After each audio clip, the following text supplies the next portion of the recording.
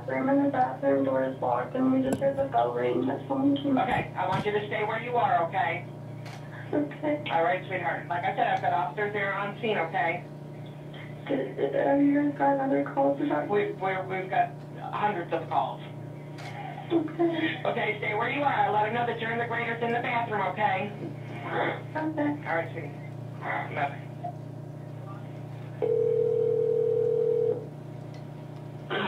Hello? Hello, this is Cincinnati Police. We received a 911 hang-up from this number. Yeah. I'm down on Town Square, and a lot of people are running around saying there's a shooter. Have you seen anybody with a gun or anything? No, I haven't seen anybody. I've heard things sound like gunshots, though. There's police that are coming down here on the scene now with their sirens. Those were two of the calls that we received. Multiple officers responded to the scene as continuing reports of an active shooter were called in to the Fifth Third Center.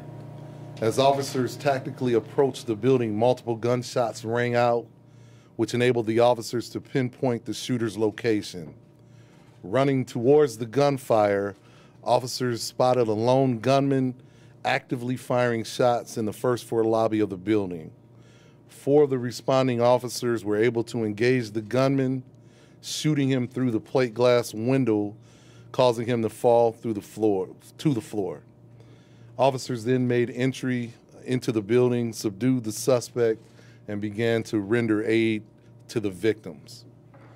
What we're gonna show in the next slide is video footage from the lobby of the Fifth Third Center. This has been edited as the actual footage is extremely graphic, but I did want to be able to show the activity of what the gunman was doing. You will be able to see some of the actions of our officers and even see some of the heroic actions of the security officers that were stationed in the lobby of the Fifth Third Center.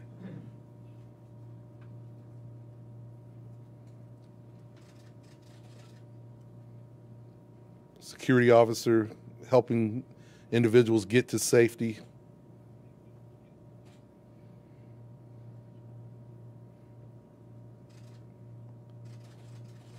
Gunman firing shots at anyone he sees.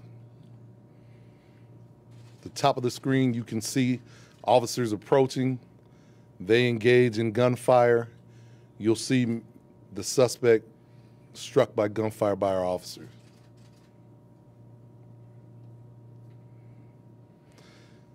This slide depicts the approach our officers took. The 4 officers that engaged the suspect initially approached from the Walnut Street side. They proceeded through the breezeway and down to in front of the Fifth Third Center, past the Potbelly restaurant, and to the front of the Fifth Third Center. The next slide you're going to see is the body cam footage of one of the officers as he approached the Fifth Third Center.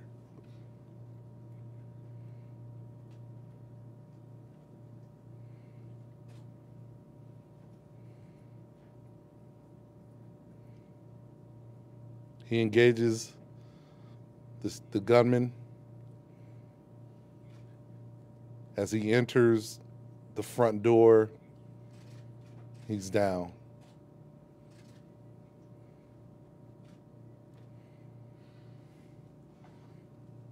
A second clip from one of the approaching officers as well.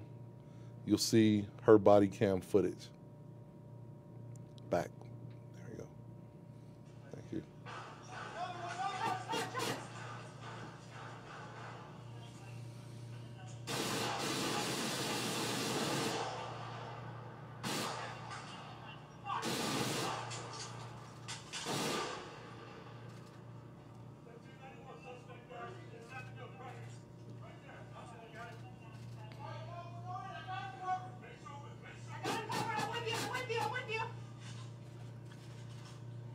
See our officers responding and neutralizing the threat of the gunman. With the assistance from the SWAT team, officers conducted a sweep of the building and the surrounding area and secured the scene. The suspect has been identified as reported as Mr. Omar Enrique Santa Perez, a male 29 years of age, and he was determined by fire personnel to be deceased on the scene. There were a total of 5 victims that were shot by Mr. Perez. 4 of the victims were transported to the University Hospital Medical Center. 1 was determined to be deceased on the scene. 2 of the victims who were transported from the scene did later succumb from their injuries at the University Hospital Medical Center. The deceased victims have been identified as Mr. Richard Newcomer, a male age 64, Mr. Prudai Kandepi, a male age 25, and Mr. Louis Calderon, a male age 48. There were 2 other victims that sustained injuries from the gunfire from Mr. Perez that are also still being treated at the hospital. Mr. Perez was armed with a Taurus 9mm semi-automatic handgun. Through the investigation, we've been able to determine that the handgun was legally purchased by a local gun store here in Cincinnati in August.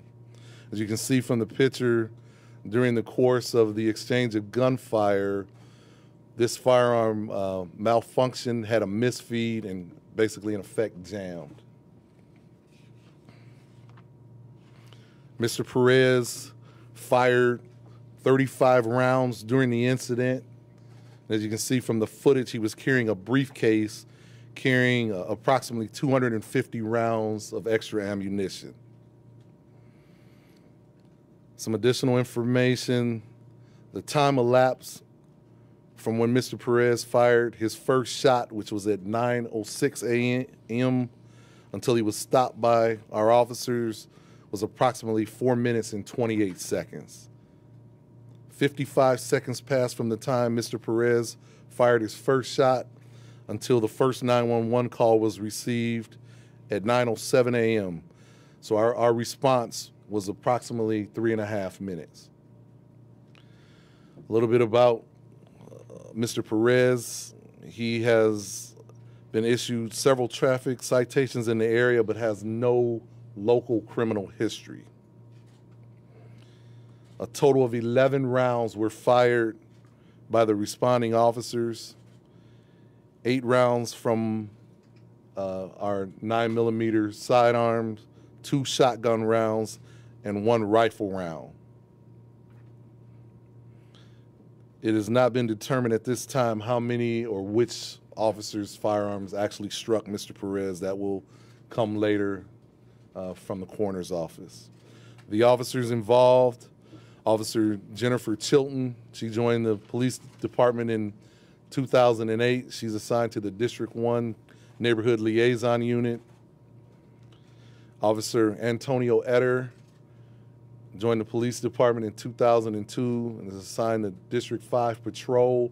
He, in fact, was one of the first officers on the scene. He was working an off-duty construction detail in the immediate area. Next, Officer Eric Kaminsky joined the police department in 1997, assigned to the District 1 Patrol Unit. And Police Specialist Greg Toyez joined the police department in 1990. He's assigned to our SWAT and Tactical Coordination Unit. I also want to mention that anyone who was a witness, again, to these events or is in need of any victims assistance service, they can contact our department's Victim Assistance and Witness Advocacy Unit at 352-6421. Some additional information: again, what we found out about Mr. Perez, we have not been able to determine what his actual motive was. What we do know about him: he's been in the Cincinnati area, we believe, since 2015.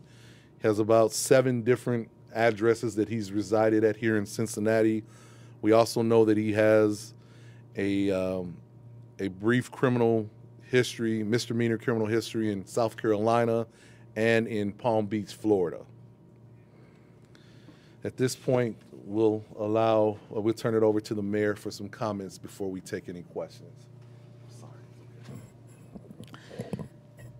Thank you. Earlier today, I reached out to the extent that I could to the victims' families and left messages. But I did speak with Cynthia Newcomer, whose husband was killed yesterday. And she told me that her husband was a construction worker at Turner and I think Gilbane over 30 years, and that he built this city, that the buildings that we live in and work in, he helped construct. He loved the city, he loved the Bengals. We're going to get through this, and Cincinnati is strong because of people, everyday citizens who build buildings, who do their jobs, who work as IT, as Raj and others. And once again, we would just want to express our incredible sadness and grief and condolence to those who senselessly lost their loved ones yesterday. I also want to say that, and you saw some of it today in this video, the heroism of these officers is truly remarkable. And you could see in the video, it may not be obvious the first time you see it, but you can see the guy shooting at the cops and them not being afraid and engaging to end it. With hundreds of rounds of ammo, if he had gotten on the elevator, if he had gone up to a floor, if he'd been there a little bit earlier or longer, many, many more people would have been killed. It's also the case that in addition to our police and firefighters, that our 911 call dispatchers did a great job. As we all know, it's been a rough couple months for them. If you listen to the compassion of the woman that was talking to the lady at Graders, you can see that this was a team effort to end the violence as quickly as possible and to remove the threat and to save lives. It's also the case that, as you'll see eventually later, and I'm glad the video was edited to save the families, that these officers, once entering, that there were people sheltering in place. There was a receptionist that I saw yesterday on a body camera who literally was in the middle of gunfire, and you saw her emerge in one of the body cameras seconds, 30, 40 seconds after the shooting stopped. And the fear that you see in her face is hard to forget, followed by a sense of gratitude that the cavalry had arrived. A sense that, I don't know exactly what the officer said, but essentially, it's over and you're okay now because you're with us. The police saved lives, and we owe them all a huge debt of gratitude for what happened. It was horrible enough, but trust me, it would have been a lot worse if those officers hadn't rushed in when they did. Today at 4, obviously, we will be having a vigil for the families and for the victims and for this city. We will also have a prayer for those first responders. This morning, my son had a mass to kick off the school year, and I went, and the message was to pray for peace. And we need that. We need to pray for peace, and we also need to take the actions necessary to prevent crazy people from getting guns. Thank you.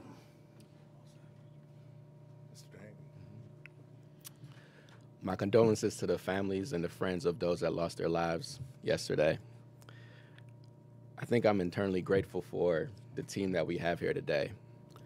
All the way from the mayor and the council, we appreciate their guidance and their support, the policy decisions that they made to always make public safety a priority, to make sure that our police, our fire department, and our emergency communication centers is always well funded.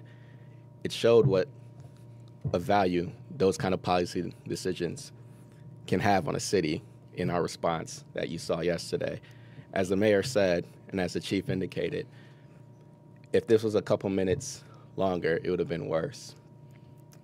But everybody got together, all the way from Fifth Third, from doing all the things that are necessary as far as hiding in place, our fire department from saving lives, our first responders, our police department from saving lives, and our 911 takers and dispatchers. They acted swiftly, efficiently, in a timely fashion. And I'm grateful for the work that they did, and I'm grateful for the support that counselors provided us. Thank you. Okay, we'll open it up to a few questions. Chief, the tactics have changed since Columbine, whatever. Go the Alice training, go after the shooter. Talk about what goes to the mind, the training that's done right now that led to what we saw on those body cams. You're absolutely correct. We train for active shooter situations. Our officers have this year actually just completed their in-service training, and included in that was just this. We do some live scenario-based training regarding active shooter, and as you can see, our officers responded to that training and performed very well. I couldn't be prouder of them. When you take off your chief's hat and look at it as a citizen, what do you think when you look at that body cam video and you see the actions from a citizen's perspective? I think that's absolutely right. The mayor indicated that the cavalry was coming. I think as any citizen, I would feel good to know that my help was coming when I needed it. Yeah. Chief Sharon Coolidge, Cincinnati.com. Can you take us through what we know about Mr. Perez leading up to how he got to Fountain Square and what happened once he arrived there? We did find that he arrived there by his own vehicle. We found his vehicle parked on Court Street. He entered several different businesses in several different locations around Fountain Square. Again, I can't confirm what his motive was and what his thinking was, and I know it's been reported already that he did file a lawsuit against NBC Universal and TD Ameritrade. It is possible that he may have been trying to work his way to the federal courthouse. Certainly can't get inside his mind and confirm that, but we could really find no other motive or any other connection that would have brought him to that location. Do we know what time he arrived? Not exactly. We have some approximate times, but we can't confirm exactly.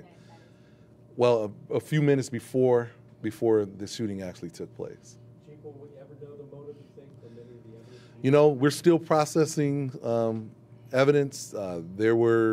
We did a search warrant on his residence, as you all are aware. Nothing that obviously stood out as to motive. However, we will be doing some further examination. We've got some great help from our federal partners that will assist us in that as well, and hopefully we can find out what occurred.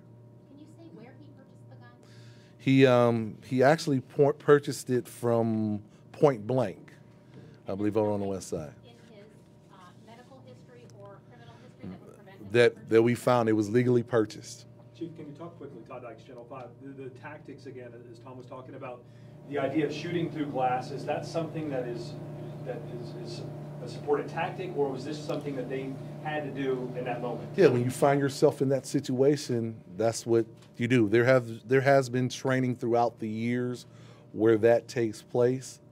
When we purchase the type of ammunition that we purchase, that's something that we consider, that our officers may be in that situation at times. And in this case, it worked the way it was supposed to. Megan Martello, Local 12. First, you talked yesterday about how he entered through like a loading dock area. Kind of explain more about that. That was some of the preliminary information that we received. What actually occurred is the first two victims of his shooting fled to the loading dock area. So some of the initial reports came out that was the way he entered. We were able to confirm later, in fact, that was not what occurred. He walked in the front. He walked in the front door. Well, through Potbellies, right? Right through Potbellies, yep. Side door. The side door into the building. And you had said his gun jammed at some point? Yes. Can you talk Yeah. about You know how what the his work officers history are was? doing now, and was one of them, how are the officers doing now, and was one of them set to retire? Yeah, one of the officers that did respond to the scene, he was not one of the 4 officers that engaged. So, yes, there was an officer on scene that it was his last working day. He was one of the perimeter officers that responded as well. How are those 4 doing today? You know, they're doing as well as can be expected. You know, they I had a chance to speak in depth with 3 of the 4, and they're all doing very well. They're, you know, they know they did what they had to do. They were very, you know, very resolved that they were there to save lives, and they were very committed to that.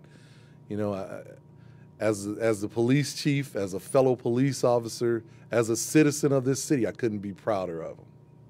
Chief, do you know what his work history was? And he had no connection whatsoever to the bank, not even an account there. Nothing that we were able to find from Fifth Third that he was an employee or a former employee. His work, as far as his work history, I'm not certain of. Chief, were the officers that we saw in there inside the bank, were they armed as well? The security officers were not armed. So as I saw that footage, I was extremely impressed by their heroic actions to shield innocent people and try to get them to safety. They should be commended. Do you think they should be armed? When the gun jammed, was he then down after that, or was that? You know, it's hard. It's hard to say. I know just looking at the footage, it looked like he reloaded. He may have had some other malfunctions and cleared them.